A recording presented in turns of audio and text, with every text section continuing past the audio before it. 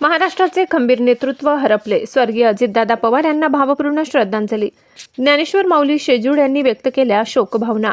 महाराष्ट्र राज्याचे उपमुख्यमंत्री, खंबीर व कणखर नेतृत्व, स्पष्ट वक्ते आणि विकासाचा ध्यास असलेले कुशल प्रशासक स्वर्गीय अजितदादा पवार यांचे आज बारामती येथे झालेल्या विमान अपघातात दुःखद निधन झाले.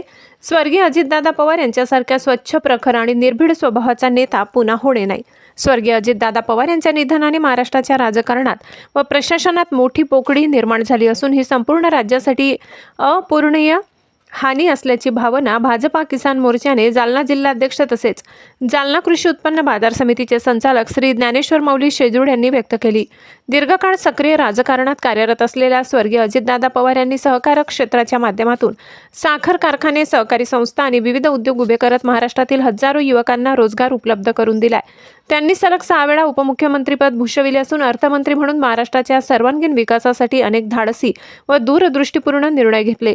गेल्या वर्षी लोकसभा निवडणुकीच्या पार्श्वभूमीवर परभणी लोकसभा मतदारसंघातील महायुतीचे उमेदवार श्री महादेव जानकर यांच्या प्रचारादरम्यान राज्याचे मंत्री माननीय नामदार देवेंद्रजी फडणवीस, उपमुख्यमंत्री माननीय नामदार अजितदादा पवार तसेच राज्याच्या वातावरणीय बदल व पशुसंवर्धन मंत्री श्रीमती पंकजाताई मुंडे यांनी परतूर विधानसभा मतदारसंघाचे आमदार व माजी मंत्री श्री बबनराव लोणीकर यांच्या परभणी येथील निवासस्थानी भेट दिली.